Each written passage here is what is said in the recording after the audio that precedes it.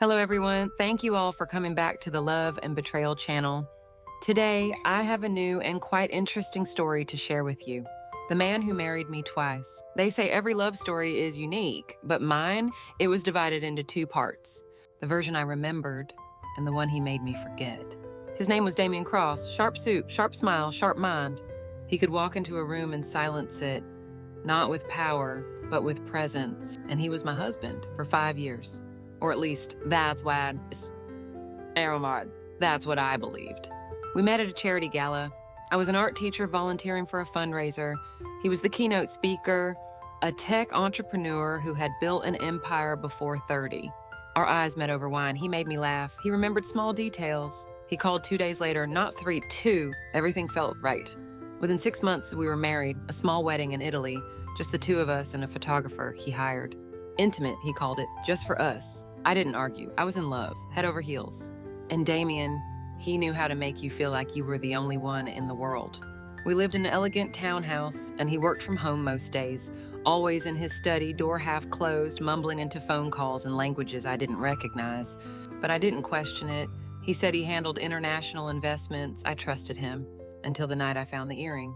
It was tucked into the back of his closet, next to a box labeled office supplies. A gold teardrop, simple, elegant, not mine. I stared at it for 5 full minutes, then laughed. Maybe it belonged to a client, or fell from someone's coat at a dinner party.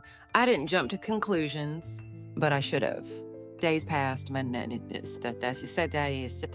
I noticed other things. The shirt with the lipstick stain I never wore, a credit card charge from a hotel across town, on a night he said he was in Boston, a second phone hidden in his briefcase. I didn't confront him, not yet. I needed it more, so I followed him. One Tuesday, he said he had a meeting with an investor uptown, but I saw him leave in casual clothes, no suit, no laptop. I took a cab, stayed back. He walked into a brownstone, rang the bell, smiled. A woman opened the door, she laughed, kissed him on the cheek. He stepped inside like he belonged there, like he'd done it 1,000 times. My heart dropped. This was it, the affair, the betrayal. I took out my phone, snapped a photo. But when I zoomed in, I froze because the woman in the doorway was me. Same face, same smile. Hair slightly darker, but it was me. Not a lookalike, not a twin, not a sister. Me. I stumbled back, clutching my chest. Was I losing my mind? Was I hallucinating? I took another photo, zoomed in again. Still me. She laughed again, turned, disappeared into the house with him. I didn't sleep that night. I couldn't. The next morning, I waited for Damien to leave. Then I went back to that brownstone. Same door, same street. I rang the bell, heart pounding. No answer, I rang again. Then again. Finally, a voice answered through the intercom. My voice. Hello, who is it? I dropped the phone. Ran until my lungs burned, until the city blurred, until everything I knew cracked like glass. Because in that moment, I realized something far more terrifying than betrayal. I wasn't the only version of me, the woman who stole my face. I didn't know how I made it home. My feet moved, but my mind stayed frozen. Outside that brownstone, staring at the face that didn't belong to her. It belonged to me. I locked myself in the bathroom, pulled up the photo, zoomed in again. There was no mistake. Same scar above the brow, same freckle under the chin, same dimple when she laughed. It was me, and yet I had no memory of that house, no knowledge of that life, no idea who that version of me was. That night, Damien came home as if nothing happened. He kissed my cheek, asked how my day was, cooked dinner, all while I sat at the table staring at the man who had married me twice. I didn't say anything, not yet, because I needed answers, not lies, not panic. Proof. The next day I called Mia, my best friend since college, the only one I trusted. She answered on the second ring. Hey, stranger, what's up? My voice cracked. Mia, have I ever had a twin? Silence, then laughter. What? No, why? I need to show you something. We met at a cafe. I slid the phone across the table. She stared at the photo, and then she froze. Holy, is that it? Yes, but that's you. No, Mia, that's not me. That's someone else with my face. And Damien is with her. We sat in silence, the world moving outside the window while mine collapsed. Then Mia whispered, what if it's not someone else? What if it's another version of you? I blinked. What are you saying? She leaned in. You told me you started forgetting things months ago, that sometimes you woke up not knowing what day it was, that your dreams didn't feel like dreams. They felt like memories. What if Damien didn't cheat on you with someone else? What if he split you? Dancing. It sounded insane, turned insane. Is impossible. But the way my heart pounded told me it wasn't impossible. Because I had forgotten things. Because sometimes I'd find clothes I didn't remember buying. Because sometimes I looked at photos on my phone and couldn't recall the moment. Because Damien had once said, sometimes the best version of you is the one who doesn't remember the worst. That night, I went through his office, waited until he was asleep, slipped in, files, hard drives, locked drawers, until I found it. A folder labeled Eclipse. Inside, medical charts, MRI scans, prescription orders under 2 names, mine and Aria Ward, a journal written in my handwriting, but not by me, at least not this me. Session 6, she's stabilizing, doesn't question the transitions anymore. Session 12, Aria version is more compliant, sleeps deeper, doesn't resist suggestion. Goal, permanent split, keep original personality dormant. My hands shook, tears blurred the words. He didn't just betray me, he didn't just lie. He tried to erase me. He used hypnosis, psychological manipulation, and trauma cycles to fracture my memory.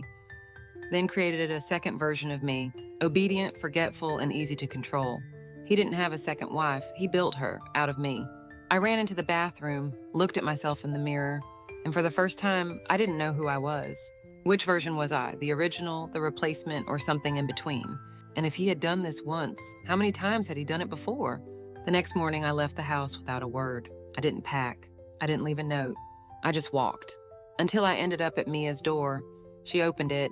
I collapsed into her arms and whispered, I think I'm living in a life I didn't choose, and he's the one who rewrote it. The mind he tried to hack. Mia poured tea. She didn't ask questions, didn't offer sympathy, just warmth, safety. The 2 things I hadn't felt in, God, how long? Tell me everything, she finally said, and don't leave anything out, even if it sounds insane. So I did. From the earring, to the photo, to the voice on the intercom that sounded like mine, to the files, to the name Aria Ward, to the sessions I didn't remember but somehow felt. When I finished, Mia leaned back, eyes wide. That's not love, she whispered. That's programming. I nodded slowly. I think he broke me, then rewrote me. We started digging, using what little I had, dates, prescriptions, notes in the journal. And that's when we found Dr. Leah Sorrell, a neuropsychologist, unlicensed, banned from practice 6 years ago for experimental memory therapy. She had once worked at a now-closed institute called the Eclipse Lab. My heart stopped. That word again, Eclipse. Her photo was online, cold eyes, sharp jaw, the kind of woman who believed she was smarter than rules. I stared at her face, and something inside me shifted. Because I'd seen her before. Flash, her voice saying, How do you feel today, Aria? Flash, a chair with restraints, flash, a needle, a darkness. Memories surged forward like waves breaking a dam. I had been in a room, white walls, no windows. They called it therapy, but it felt like erasure. They played sounds, showed images, gave me pills. They said it was to help the pain, but I wasn't in pain until they gave it to me. One voice stood out, Damien, whispering, Forget the pain, baby. Forget the fight. You don't need to remember the version of you that questioned me. I dropped the laptop. My hands trembled. Mia caught me before I fell. It's real, I said. He did this to me. We found an old phone I hadn't used in years, buried in my old apartment's storage. It was dead, but Mia charged it. When it lit up, there were voicemails, texts, notes from me. Before Aria, before I became someone who obeyed. I played one voice memo.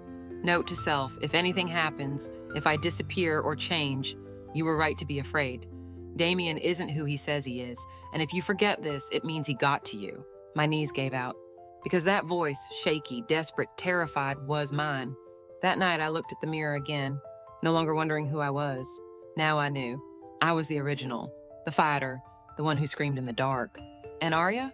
She was what he built when he couldn't break me fully.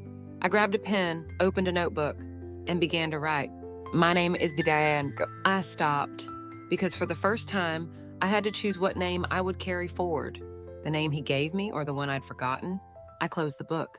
I'll decide that later, I whispered, after I finished burning down his version of me, the version I never chose to be. The first time I saw her again, not in a photo, not in a memory, but in the flesh. It nearly broke me. She walked into the gallery like she belonged there, elegant, poised, wearing the exact same scent I once loved. Heads turned, eyes followed. And I froze because it was me.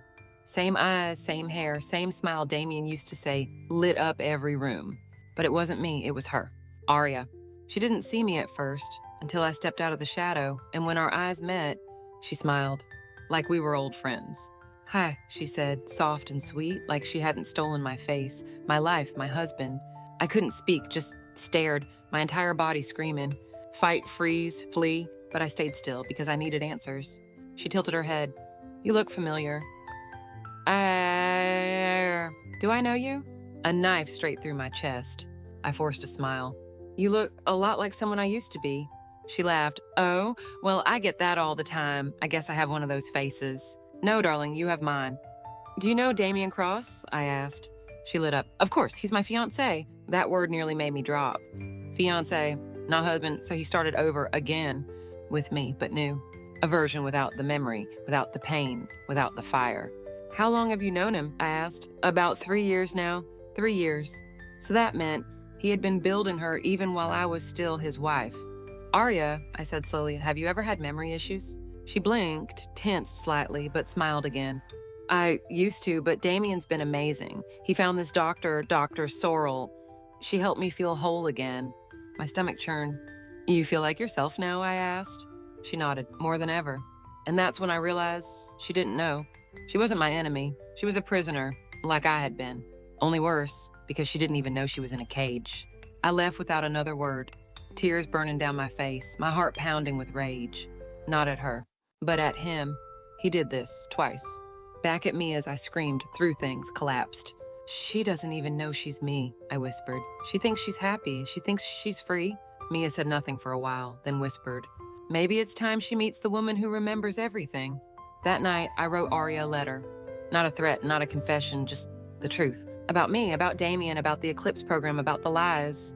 And I ended it with, if you've ever woken up and wondered who you really are, if you've ever looked in the mirror and felt like something was missing, it's because you were never born. You were built, and I'm the blueprint. I signed it with one word, L. Then I mailed it to her. No return address, no warning. Just truth, wrapped in ink, sealed in memory, and sent to a woman who had no idea she was never real. The awakening. It took 3 days. 3 days after I mailed the letter, before Aria showed up. Not at my door, not at Mia's, but at the place it all began. The brownstone, Damien's secret second life, where she had been living, loving, and forgetting. She stood in the rain, soaked, still, holding the letter. I watched from across the street, heart in my throat. She looked up, eyes scanning, searching. Then they found me. She didn't run. She walked, slow, like someone walking toward a grave they weren't sure was theirs. When we were face to face again, her lips parted, and she whispered, tell me everything. We sat in a cafe for hours.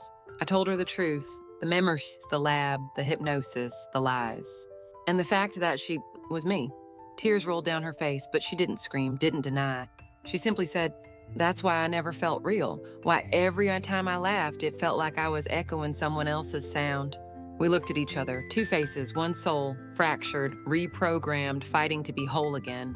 She told me she had flashbacks, moments when she'd find objects she didn't recognize, wounds she didn't remember, and dreams, always dreams. In every one, she said that I was screaming, but no one heard me. Now she knew why. Now she remembered. And now we were ready. Together we confronted Damien. He didn't see it coming, two versions of the same woman, no longer silent, no longer confused. He tried to charm us, to deny, to gaslight. But we came with evidence, recordings, statements, voices that matched, dates that didn't lie, and one truth he couldn't escape. We remembered.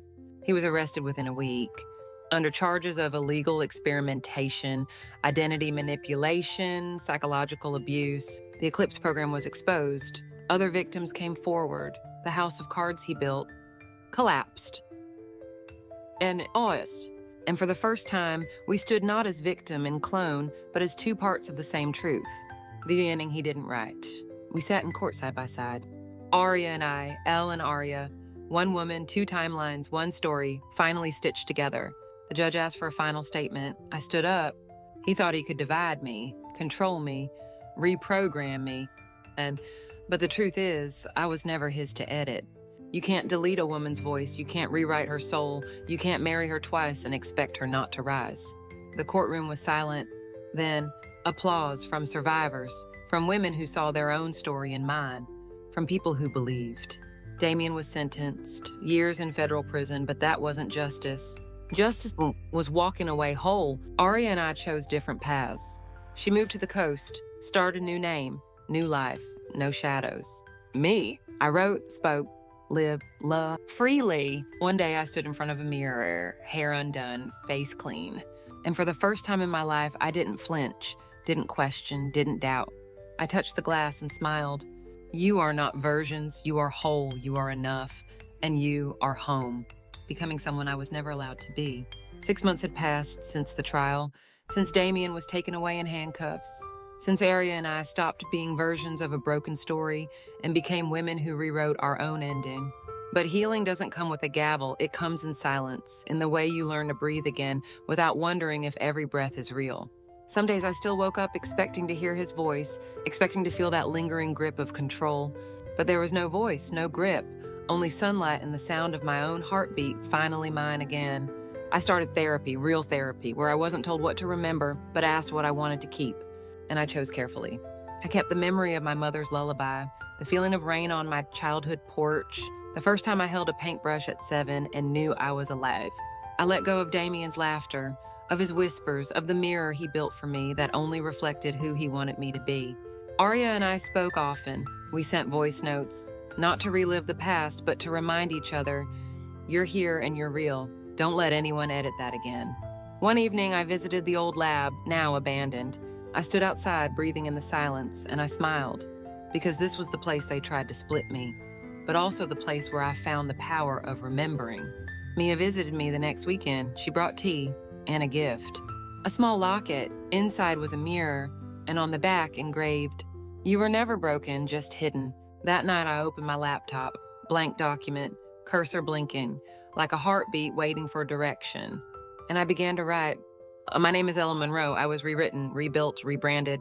But none of that worked, because I'm not a character in someone else's story. I'm the author, and this time I choose me. The sun rose while I wrote. I didn't notice, because I was no longer surviving the darkness. I was building the light. And if you ask me today, who are you? Who do you want to be? I would smile and say, I'm not who he tried to erase. I'm not who they tried to divide. I'm someone I created with scars, strength, and my whole damn soul. The end.